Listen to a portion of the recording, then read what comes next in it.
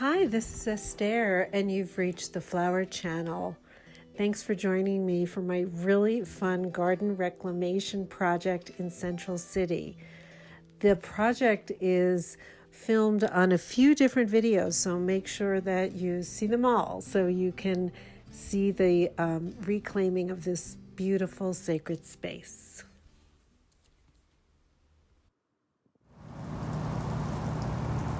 Here is the beautiful stash of Artemisia that I have from what I trimmed back from the spruce tree. Here's my handy dandy Felco clippers. Could never be without them. Here they are.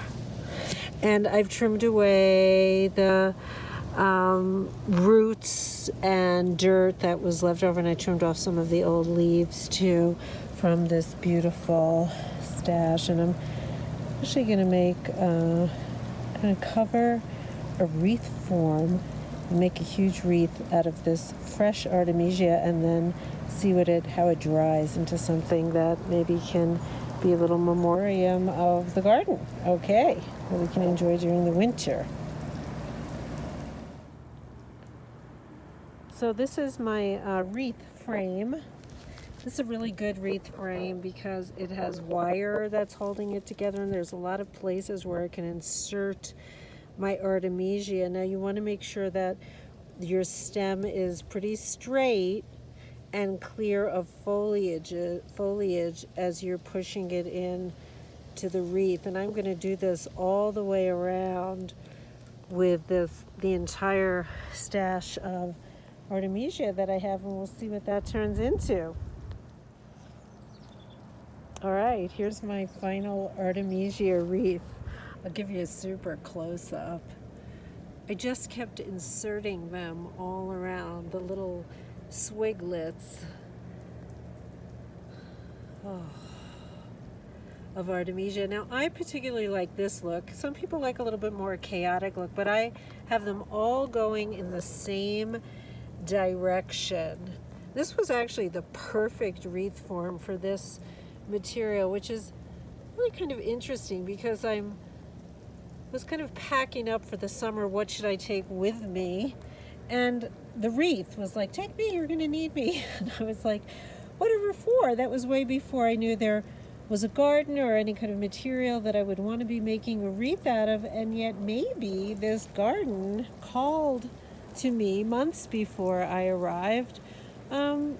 Maybe there's a consciousness of connection that I was tuned into, but not, on the 3D aware level. But on some level, I was aware that this experience would be coming into my life so that I could make that beautiful wreath. So I'm going to show you also, this just came out today. This looks like a wild hollyhock being visited by a little bee. That's gorgeous. Here's some blue salvia. And back to the wreath, sedum. Some sedum down here. Yarrow, white yarrow. Asters. These look like a form. These are some kind of composite. I don't really know. I'm going to have to look that up for sure. Oh, everything's getting watered today, and they're just loving it. This kind of a garden you want to, water very gently, have a nice spray going on it for 15 or 20 minutes or half hour at a time, not to super soak it, because it's mountain landscape, so it's really used to the dry with an occasional big rain. Okay, so back to the wreath. In order to dry this, so you want to wait to hang it up until it's dry. And you want to dry it flat like this. Out of the sun in a cool, dark place is really the best, not damp, but cool and dark. And that'll help keep the color. If you dry it in the sun, you'll fade this color right out. And we're going to see how it dries. So right now it's fresh, which is how you want to use this material because it's super flexible when it's fresh. And then when it dries, we'll see what it looks like and how we want to decorate it, if at all. Ta-ta for now. Thanks so much for visiting my flower channel today and for joining me in this beautiful garden reclamation project in Central City, Colorado. come back and visit again.